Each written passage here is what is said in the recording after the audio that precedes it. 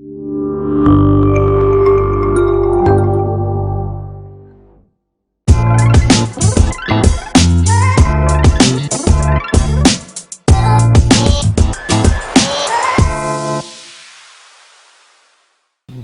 et bienvenue à tous dans votre émission L'Info en face. Aujourd'hui, au menu, on va débattre du rapport de la commission parlementaire sur les libéralisations des hydrocarbures avec deux analystes économiques. Radon Fadel. Bonjour. Je rappelle que vous êtes fondateur du think tank Society, c'est Nabil Adel. Bonjour. Bonjour Nabil Adel, qui est enseignant-chercheur à l'ESCA et également analyste économique. Donc, beaucoup me reposer essentiellement sur vous, sur les éclairages, Nabil Adel, sur ce rapport parlementaire sur les hydrocarbures. Et sur la fixation ou pas des prix des carburants, sur un marché ouvert, un marché semi-fermé, c'est quoi concrètement? Mais écoutez, je pense qu'avant de rentrer dans le vif du sujet, il faut retracer l'historique de cette réforme et distinguer deux choses. Distinguer la décompensation et la libéralisation. Nous avons agi en deux temps sur ce marché. Alors premièrement, je rappelle que nous sommes en 2013, le baril du pétrole explose. Ça a un impact direct autour de $100. Voilà, à un certain moment, il avait même atteint les 100, 110. Il a dépassé les 110. Donc, à l'époque, le Maroc compensait les hydrocarbures. Qu'est-ce que ça veut dire? Ça veut dire que l'État payait la différence entre le prix international et un certain prix jugé acceptable par le consommateur. Et donc, ça pesait beaucoup sur le budget de l'État. Et à l'époque, on avait atteint 6% du PIB. Alors, juste pour situer... 50 milliards de dirhams de déficit de alors, non, pour situer, c'est à peu près le budget d'investissement de l'État. Donc, c'était beaucoup. Et suite à cet envolée des prix, nous avons frôlé 3 mois d'importation en termes de réserve de change. Donc, on était vraiment proche de la catastrophe. Donc, ça, c'était les politiques d'austérité également. Donc, ça, c'était le premier point, le premier temps de la réforme. Donc, c'était d'abord enlever cette épée de Damoclès qui pesait sur le budget de l'État et donc décompenser. Ça veut dire que ne plus supporter la différence entre le prix de vente sur le marché et le prix acceptable pour le consommateur. Puis la deuxième phase, c'est celle dont on va parler aujourd'hui, c'est la libéralisation. Qu'est-ce que ça veut dire la libéralisation? C'est-à-dire que l'État ne va plus intervenir sur la fixation des prix, il va laisser les jeux du marché, fixer l'offre et la demande, partant du principe, et là je finis, partant du principe qu'à partir du moment où il y a concurrence entre les opérateurs, les prix ne peuvent être que tirés vers le bas, à partir du moment, bien sûr, où il y a le cadre institutionnel qui permet les ententes sur le prix. C'est effectivement un point sur lequel on va revenir. Juste, Arnaud Fadel, sur la mise en route en deux phases. 2013, on retire un petit peu les subventions, l'État se retire un petit peu de la compensation des prix des hydrocarbures, et 2015, on ouvre le marché. Et aujourd'hui, 3 ans après, j'ai envie de vous dire, on se plaint qu'on a ouvert le marché, on se plaint que l'État n'a pas été régulateur, on se plaint que les opérateurs ont dégagé des marges bénéficiaires exponentielles, alors que la libéralisation, c'est aussi l'entreprise qui est là pour faire des profits. Oui, il faut dire que ce débat intervient dans un contexte de boycott qui vise une enseigne en particulier, mais qui pourrait s'étendre, et un ras-le-bol manifeste des consommateurs par rapport au prix du carburant. Alors, ce qui s'est passé, c'est qu'effectivement, il y a eu la volonté de supprimer la compensation, qui pesait lourdement sur les budgets de l'État, et on pensait que, par le jeu de la libre concurrence, on pourrait amener à un prix optimum qui soit ajusté à la baisse ou à la hausse en fonction des coûts internationaux. Cheminement logique aussi, je dois rationaliser mes dépenses publiques, donc je dois revoir aussi tout l'argent dépensé par l'État au niveau des produits subventionnés, donc je libéralise le secteur. Est-ce que là, jusque-là, je veux dire, la démarche de l'État et du gouvernement est logique et a du sens? L'idée était bonne dans la mesure où la compensation servait grosso modo beaucoup plus les classes favorisées que les classes défavorisées, qui utilisent peu ou pas de véhicules à moteur. Donc on considérait qu'effectivement cette compensation était globalement injuste, sachant que la majeure partie des Marocains aujourd'hui vivent en dessous ou proches du seuil de pauvreté, quels que soient les standards internationaux. Donc cette libre concurrence, elle aurait pu marcher si effectivement l'État avait joué son rôle de régulateur, parce qu'il faut bien comprendre que le jeu de la concurrence pure et parfaite ne veut pas dire que le marché joue librement seul. Ah, c'est pas l'offre, là, c'est pas l'offre et la demande. C'est pas uniquement ça, il faut bien. C'est pour ça que partout il y a des conseils de la concurrence et qu'il y a des lois en matière de protection de la concurrence pure et parfaite et de la transparence des marchés, c'est qu'il faut veiller à ce qu'il n'y ait pas d'abus de position dominante, qu'il n'y ait pas d'entente sur les prix, qu'il n'y ait pas de cartel qui, de manière opaque, joue sur un lissage des prix. Et là aussi, il faut que l'offre soit suffisamment large sur tout le territoire, sur toutes les portions de territoire, et que les acteurs soient de niveau équivalent. Or, c'est pas le cas puisque vous avez à peu près 4 acteurs qui concentrent 72% aujourd'hui de la distribution.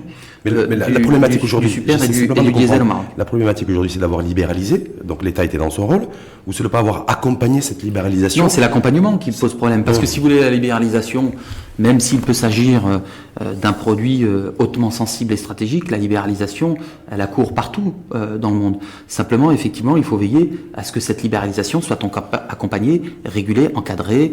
Et c'est là le rôle aussi des agréments, du soutien capitalistique, du Conseil de la concurrence qui ne joue pas son rôle. Des filets sociaux aussi, parce que je crois savoir, parce qu'on va revenir sur ce point-là, que l'économie réalisée par l'État après avoir autorisé la libéralisation du secteur, on parle de 30 ou 35 milliards de dirhams. Voilà, sur ces 2 dernières années, ça a permis aussi de financer des politiques sociales, des politiques en matière d'infrastructure. Donc voilà, donc d'un côté l'État a fait des économies et de l'autre côté ça a servi au financement de politiques sociales. Donc voilà. Non. Là n'est pas le sujet. Il faut pas confondre les problématiques. Effectivement, que l'État fasse des économies, ça c'est une chose. Maintenant qu'elle laisse le marché en roue libre, écraser les consommateurs, c'en est une autre. Aujourd'hui, quand vous décidez de libéraliser un secteur, alors que le Conseil de la concurrence, qui est censé veiller sur les intérêts des consommateurs, n'est pas en place, il n'est pas doté de ses membres, là vous laissez la marge à des gens qui vont sans vergogne se sucrer sur le dos des consommateurs. Le fait que l'État décide de libéraliser, comme l'a dit Redouane, ça court partout. Maintenant, là où nous avons failli... Donc il ne faut pas reprocher à l'État d'avoir libéralisé le marché. Non, ce qu'il faut... simplement juste pour bien saisir. Voilà, ce qu'il faut lui reprocher, c'est de ne pas avoir mis en place le cadre institutionnel pour accompagner cette libéralisation. Parce qu'aujourd'hui, effectivement, tout producteur cherche à gagner de l'argent. Ça c'est dans ses gènes. l'ADN de l'entreprise. Voilà, ça c'est dans ses gènes. Maintenant, que les profits soient exorbitants, c'est là où intervient la communauté via les institutions démocratiquement élues, le Parlement, le gouvernement, et puis les conseils de souveraineté, tels que le Conseil de la concurrence en l'occurrence, pour justement veiller à ce qu'il n'y ait pas d'abus de position dominante ou d'abus d'entente sur les prix. Aujourd'hui, à quoi nous assistons concrètement? Vous avez l'année qui a suivi la libéralisation, vous avez des bénéfices qui ont été multipliés par 3. Selon nos calculs, nous avons des taux de rentabilité. C'est-à-dire pour chaque dirham investi, certaines entreprises ont recueilli en une année 90 dirhams de profit. Ils sont proches de 90% de rentabilité. En d'autres termes, ils ont presque récupéré l'entièreté de leur capital. Salomon Abeladel, à cette époque-là aussi, est-ce qu'ils ont profité d'une donnée aussi conjoncturelle? C'est le baril de Brent qui a été divisé par 2. Donc, est-ce que c'est ça? Ils n'ont pas répercuté. Donc, c'est la répercussion. Le prix à la pompe, en fait, parce qu'aujourd'hui, quand on voit les niveaux de marge, aujourd'hui, par exemple, vous prenez les sociétés qui sont cotées, vous avez une société qui a des fonds propres de X, et elle a gagné X. Ça veut dire qu'elle a récupéré tout son argent en une année. Et ça, c'est inacceptable. Alors, le deuxième point, juste pour situer, parce que comme ça, pour que nos auditeurs comprennent de quoi il s'agit. C'est important de situer le cadre. N'oublions pas l'affaire de la Samir. Et l'arrêt de la raffinerie menaçait l'approvisionnement du marché en hydrocarbures. C'est pour ça que l'État, d'une manière ou d'une autre, s'est retrouvé entre le marteau et l'enclume. Donc il a encouragé aussi la libéralisation.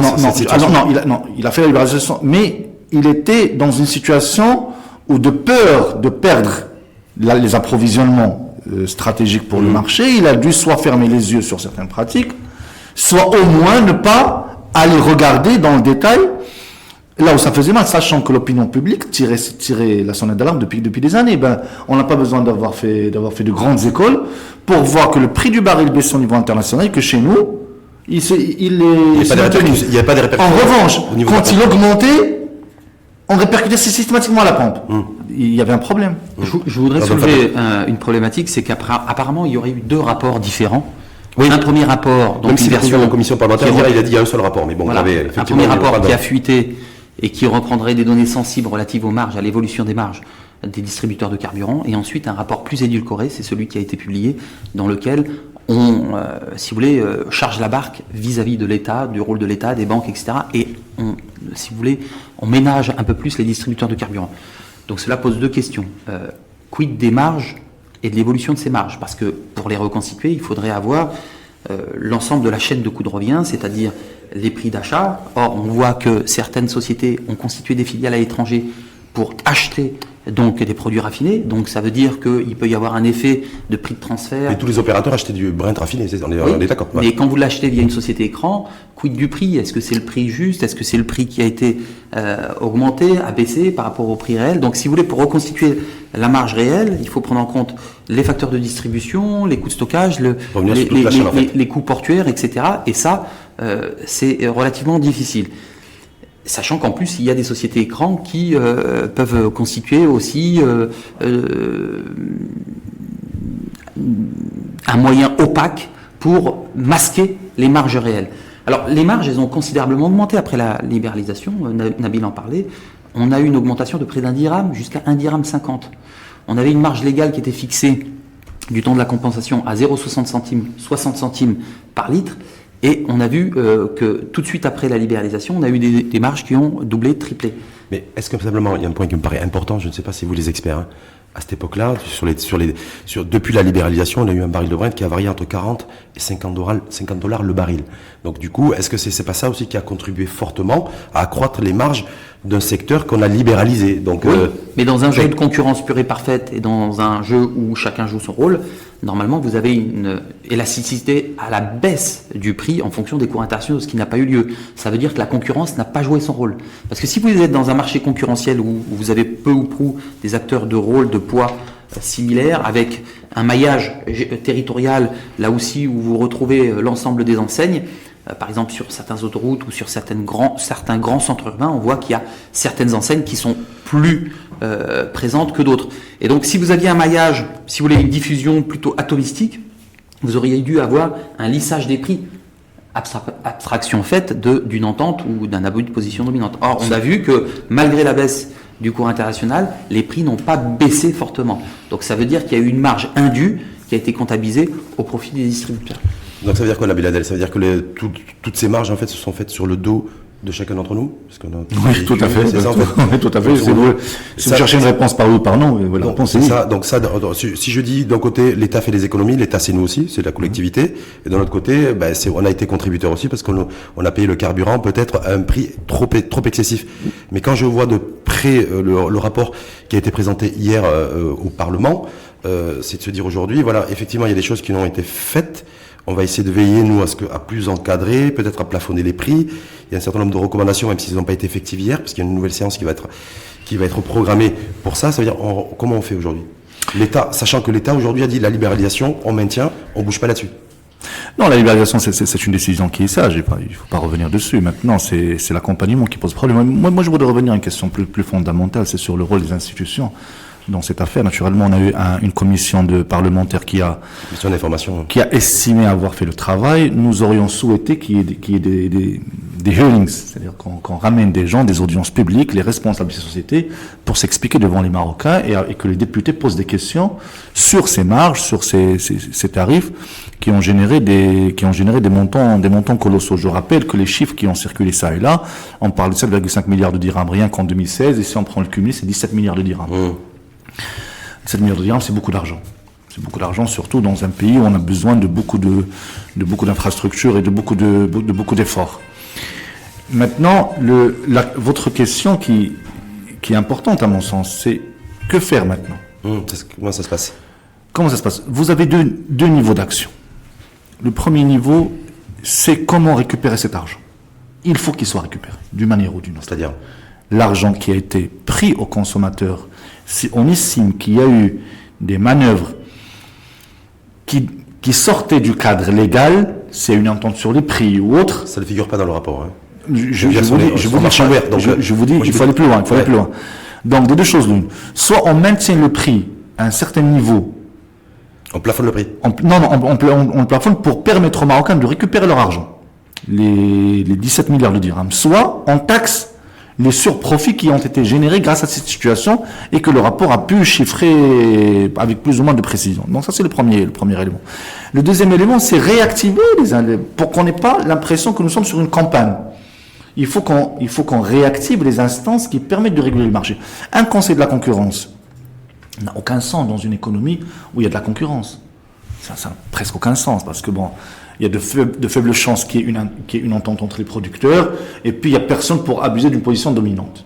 Maintenant, quand on a des marchés oligopolistique. Ça veut dire qu'il y a peu de producteurs et beaucoup de consommateurs. La tentation est grande au sein de ces marchés de s'entendre sur les prix au détriment du consommateur. C'est la raison pour laquelle nous avons des lois antitrust, nous avons des conseils de la concurrence qui veillent à ce que cette situation ne se produise pas.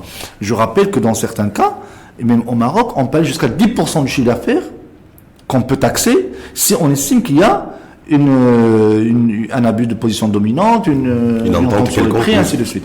Aujourd'hui, qu'est-ce qui est en jeu? C'est que nous voyons que plus ou moins, dans les différentes stations, vous avez les prix qui ne varient pas de beaucoup entre les uns sans qu'il y ait soupçon d'entente sur les prix. Mais quand on voit la répercussion sur les profits, on comprend qu'il y a eu quelque part quelque chose qui n'est pas très sain. Alors, on va partir sur quoi là? Parce qu'en fait, je rappelle que cette commission parlementaire a décidé de programmer ultérieurement dans les prochains jours une nouvelle séance en fait pour les recommandations. Mais apparemment, on se dirige vers des prix plafonnés avec l'État qui reviendrait mettre son nez en fait dans ce marché ouvert et libéralisé. Voilà. Est-ce que ça permettrait donc avec un retour de l'État qui ferait en sorte de veiller à ce que les prix à la pompe soient plafonnés? Alors, il y a plusieurs solutions. Il y a eu des pistes de recommandation. Déjà, le rôle du Conseil de la concurrence. Il faut qu'il soit réactivé. Aujourd'hui en sommeil, il faut qu'il soit réactivé. C'est très difficile de mettre à jour les ententes parce que, bien entendu, les ententes ne sont pas écrites. Vous avez un petit nombre d'acteurs, donc on se met autour de la table, on discute de règles tacites ou explicites, mais forcément, il n'y a pas de traces de documentation. Par contre, ce qui est clair, c'est qu'il faut discuter du maillage territorial. On sait qu'aujourd'hui, il y a un maillage qui est inégal. Qu'il y a des zones où effectivement certaines enseignes sont très présentes au détriment d'autres. Donc forcément, vous avez une concentration sur les grands axes urbains, sur les autoroutes. Mais moi, je veux dire sur les prix plafonnés, juste pour ceux qui nous écoutent. Est-ce qu'on se dirigerait vers des prix plafonnés? C'est-à-dire que demain, par rapport à tout l'état des lieux qui a été fait, tout ce qui a été décliné dans le rapport et présenté au Parlement hier, c'est-à-dire voilà, il faudrait que l'État se dirigerait vers des prix plafonnés. C'est-à-dire que tous les opérateurs, quels qu'ils soient, nombreux, pas nombreux, présents sur l'ensemble du territoire ou pas totalement présents, seront tenus à des prix, qui ne devront pas dépasser. Est-ce que c'est ça la solution? On a parlé d'une étude des prix qui serait régulière et d'un observatoire des prix des carburants à la pompe. Le plafonnement sera difficile à mettre en place parce qu'on a choisi la libéralisation, donc on ne comprendrait pas pourquoi on plafonne. Par contre, ça peut être contradictoire, bien entendu. Par contre, on peut mettre en place des prix de référence et il y a une solution qui est très simple. C'est que l'État peut jouer aujourd'hui le rôle de centralisateur des achats. Pourquoi? Parce que si vous avez le prix à l'international qui est connu et que l'État centralise les achats, à la fois c'est un rôle stratégique et centralise les achats pour l'ensemble des acteurs, à ce moment-là, le prix de référence à l'international est fixé. Et derrière, vous aurez beaucoup plus de facilité à reconstituer les marges parce que vous aurez les frais de transport, de stockage, les coûts portuaires et la marge de distribution, donc ce serait beaucoup plus facile. Aujourd'hui, le fait que les acteurs s'approvisionnent de leur propre chef librement auprès de sociétés internationales à travers des sociétés écrans. Avec l'obligation d'avoir des unités de stockage de moins de 60 jours imposées à par l'État. travers des filiales propres créées dans différents pays. Si vous voulez, vous ne pouvez pas avoir de transparence. Mais juste moi, je passe aux consommateurs, 34 millions de Marocains comme moi, comme vous, se dire voilà, aujourd'hui la solution, ça serait quoi? Est-ce que les prix plafonnés, on se dirait ok, c'est la solution? En fait, les prix plafonnés peuvent être une solution. Ce n'est pas contradictoire avec la libéralisation. Dans le mesure où la libéralisation laisse les prix flotter à partir du moment où les conditions de concurrence sont réunies. Quand les conditions de concurrence ne sont pas réunies, ça ne gêne pas qu'on ait une sorte, pas de contrôle des prix, mais de plafonnement des prix. Il faut ouvrir encore plus le marché à d'autres opérateurs? Oui, naturellement, bien sûr, parce que quand on a plus d'opérateurs, c'est une mesure saine pour l'économie, c'est-à-dire qu'on rééquilibre et on n'a pas un petit nombre de producteurs qui prend toute l'économie en otage. Et plus on a de producteurs, plus l'entente devient difficile. Donc ça c'est un élément qui permet. La problématique, c'est que vous avez beau vouloir étendre les réseaux de distribution et donc supprimer ou alléger les formalités d'agrément, le coût capitalistique de création d'une station-service est extrêmement élevé. Le foncier aujourd'hui a explosé aux abords des villes. Le foncier sur les autoroutes aujourd'hui est soumis à, si vous voulez, des règles qui sont plus ou moins très bien que vous dites ça, transparentes. Est-ce que vous avez remarqué aussi comme moi que depuis 2 ans, il y a eu une rénovation aussi des stations-service? Oui. On a eu de plus en plus de stations-service aussi qui ont été rénovées, qui sont si vous voulez, lors de la libéralisation, est-ce qu'on peut se dire aussi que les marges bénéficiaires qui ont été réalisées ces dernières années par ces opérateurs, il y a eu aussi l'investissement qui a été fait. Certainement. Il y a eu aussi dans le cadre de la libéralisation, oui, l'État avait en contrepartie de la libéralisation, demander aux distributeurs de carburant de mettre à niveau les stations-service en matière de propreté, de service client, etc., d'accueil, en matière de stockage. Et donc, effectivement, il y avait dans ce cahier des charges aussi, si vous voulez, la rénovation et la création de stations-service supplémentaires. Et puis, on sait qu'aujourd'hui, les réseaux de distribution font de la marge sur la distribution de carburant, mais aussi sur les services associés à l'automobile. Ça peut être les vidanges, les freins, ça peut être aussi l'épicerie, etc. Donc, là aussi, elles ont rénové parce que derrière, il y avait la possibilité de vendre à la fois du food et du non-food. Moi, je voudrais juste revenir à cette idée d'ouvrir le marché. Effectivement, c'est capitalistique. Mais celui qui s'engage dans ce marché, il sait à quoi s'attendre. Il a un cahier de charge de la part de l'État. Je ne parlais pas des réseaux de distribution. Je parlais de l'idée que l'État avait d'élargir la possibilité d'ouvrir des stations. On sait très bien que c'est pas n'importe qui peut ouvrir des stations. Mais ça, c'est pas le problème de l'État. On est d'accord. Ça, c'est le problème de celui qui va venir à l'investir en connaissance de cause. Juste pour revenir à cette histoire de prix plafonné. De plafonnement des prix. En fait, on peut plafonner les prix, mais on peut pas plafonner les marges. On est bien d'accord.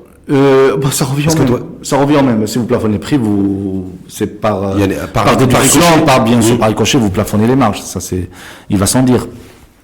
Maintenant, l'idée, c'est quoi? Il faudrait pas qu'on se focalise sur ce cas particulier. Il faut qu'on pense à l'économie en général. Toute structure oligopolistique est mauvaise pour l'économie dans la mesure où il n'y a pas les règles de la concurrence qui s'appliquent. Et donc, il faut qu'au-delà de cette situation des hydrocarbures ou des 3 produits boycottés, il faut qu'on aille partout où il y a des situations d'entente sur les prix et d'entorse à la concurrence, il faut qu'on aille chercher et qu'on aille réguler pour que le marché puisse jouer son rôle. C'est ça le plus important, parce qu'aujourd'hui, qu'est-ce qui a manqué dans le processus? Outre le contrôle de l'État, c'était la transparence. Ce n'est que maintenant qu'on a commencé à publier la structure des prix, qu'on a commencé à s'intéresser aux marges des distributeurs, des producteurs, ainsi de suite. Mais ça, c'est un travail qui aurait dû être fait bien avant et qui doit être fait aujourd'hui dans beaucoup d'autres secteurs. Parce qu'aujourd'hui, je prends quelques secteurs où, par exemple, si on prend le secteur de l'enseignement, par exemple, privé, que ça soit primaire ou secondaire ou supérieur, aujourd'hui, l'État doit aussi ouvrir le dossier pour savoir est-ce que ce qu'on facture aux parents correspond à une prestation qu'on livre effectivement. Vous avez beaucoup d'autres secteurs. On est bien dans un secteur privatisé. Quand un secteur est privatisé, quand on est lors du privé, est-ce que l'État doit y mettre son nez? Parce qu'autrement, j'avais dit, on va se retrouver encore avec une économie plus ou moins dirigée. Voilà. Le libéralisme, c'est que l'État veille à ce que le marché fonctionne normalement. Ça, c'est très important. Mais les écoles du privé sont pleines. Non, il y a les listes d'attente. Non, mais justement, est-ce que le prix qu'elles facturent aux parents correspond à des prestations qu'elles font supporter ou qu'elles dispensent? C'est ça le vrai sujet. C'est qu'aujourd'hui, non seulement nous parlons d'une économie qui doit être dynamisée, mais la concurrence a des règles.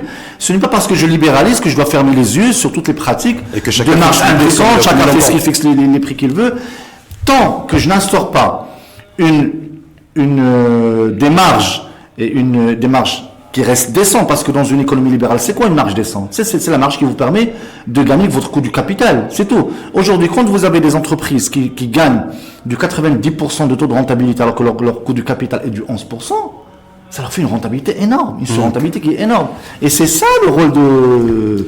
Parce qu'il me reste juste quelques minutes. Est-ce que ça met aussi en relief et en perspective le fait que ça va être difficile de continuer difficile pour l'État à s'attaquer aux produits qui sont subventionnés? Parce qu'on a parlé, rappelez-vous, il y a encore quelques mois, de la bouteille de gaz, du sucre, et que du coup, voilà, je sais que la Hassan Daoudi, ministre des Affaires générales et de la gouvernancière, a dit, pour le gaz, pour l'instant, c'est pas d'actualité. C'est pas prévu.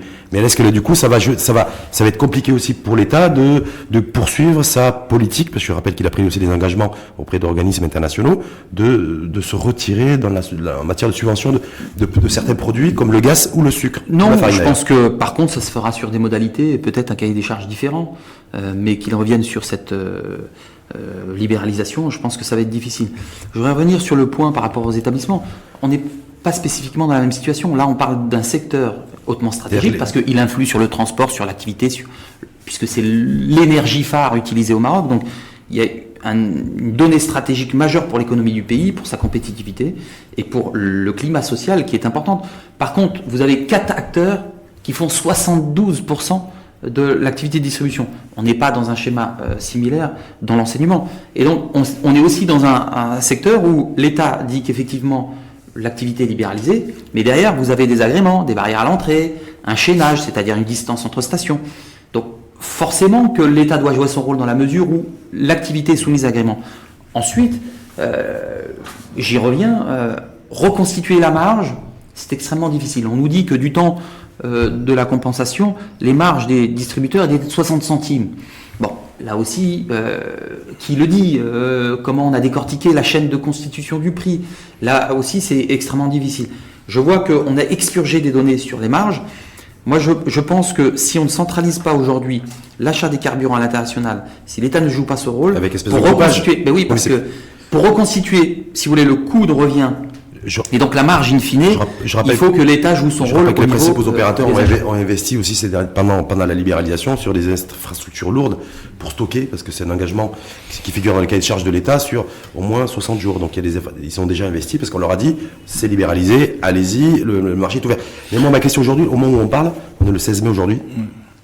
15e anniversaire d'ailleurs des attentats du 16 mai à Casablanca, donc on va rendre aussi un hommage aux victimes, mais simplement pour revenir dans le débat, se dire aujourd'hui le baril est à 79$, il y a des tensions dans la région, je pense à ce qui se passe en Iran, en Syrie, au Proche-Orient. Certains experts aussi considèrent que le baril de Brent va continuer à augmenter, au risque de croître. Est-ce que là, ça va être encore un peu plus compliqué pour plafonner les prix, plafonner les marges et essayer de réguler un peu ce secteur? Parce que peut-être que la situation du moment n'y s'y prête pas. Non, en fait, ce qu'il faut retenir, c'est que l'État n'agit pas en quelqu'un qui punit les producteurs ni les consommateurs. Il veut à ce que les règles soient les mêmes pour tous. Si les prix augmentent, bien sûr qu'on va les répercuter.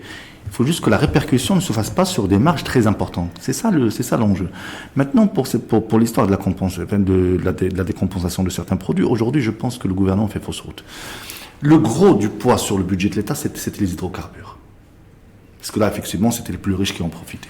Maintenant, toucher les produits de base, tels que le sucre, la bouteille de gaz. Mais disent qu'il y aura un accompagnement aussi qui sera fait avec un fléchage qui a été fait sur la population diminuée à travers le Royaume. La qualité de l'accompagnement qui a été fait sur les hydrocarbures, ça me donne une idée. Non, je pense qu'à ce niveau-là, ça c'est un faux débat parce que l'impact sur le budget de l'État n'est pas si considérable que ça. On a enlevé le gros du poste qui consommait du budget pour l'État. Là, nous sommes sur des choses qui sont vraiment sociales, et là, la décompensation risque vraiment de conduire vers l'inconnu. Oui, mais je rappelle juste une chose, c'est que du temps de la compensation et de l'encadrement des prix, il y avait des questions très importantes qui se posaient quant à la quantité et à la qualité des produits, ce qui se pose aussi en matière de gaz. Beaucoup de questions se posent sur la qualité des produits et sur la quantité des produits effectivement servis dans les bouteilles. Donc, même s'il y a un encadrement, ça ne veut pas dire que le marché est complètement efficient. Vous pouvez avoir un encadrement avec des subventions qui sont payées au détriment du budget d'État et en faveur et au profit des distributeurs. C'est ce qui se passait aussi au champ de l'encadrement. Pour chacun d'entre vous, est-ce que le gouvernement va reculer, en tout cas va stopper un petit peu sa démarche en matière de décompensation ou pas? Ça dépend de l'évolution du boycott actuel et des tensions sociales. Ce qui est clair, c'est qu'il peut y avoir une volonté de temporiser et d'envoyer un signal quant à l'encadrement, quant au rôle de l'État. Et ce qui va être fait actuellement, c'est qu'effectivement, l'État va vouloir montrer qu'il est là en protection des plus démunis, parce que vous avez quand même un jeu. C'est ce qu'a rappelé le chef de gouvernement d'ailleurs hier. Vous avez un jeu déséquilibré entre des puissances oligopolistiques très fortes, très puissantes avec des réseaux, et puis une population très atomisée, qui se mobilise aujourd'hui pour le boycott, mais qui, in fine, est obligée de se servir de carburant. Alors vous avez beau boycotter une marque, vous allez vers les autres. Qui vous dit que les autres marques ne sont pas aussi partie prenante d'un système d'entente? Personne ne le sait, mais c'est possible. Donc, il faut une régulation globale. Cette régulation globale, elle passe par des mesures fortes. L'étude de prix, la libéralisation des barrières à l'entrée, tout ça, c'est des petites mesurettes. Il faut vraiment s'attaquer à l'analyse très très fine de la chaîne de création de valeur et du coût de revient, et puis penser à la centralisation des achats, ou en tout cas des sources d'approvisionnement, de manière à avoir une vision transparente. En guise de conclusion. Alors, juste un point sur est-ce qu'il va décompenser ou pas, ça on peut pas savoir. C'est à lui de répondre à la question maintenant. Ce qu'on peut dire, c'est que ce n'est ni le moment et la portée n'est pas si significative que ça. C'est maintenant, si on veut se soumettre à un agenda international, bon, soit. Mais là, on va vraiment toucher le Marocain dans son pouvoir d'achat. L'État, s'il décompense le sucre, il peut gratter 3, 4. Ah non, mais justement,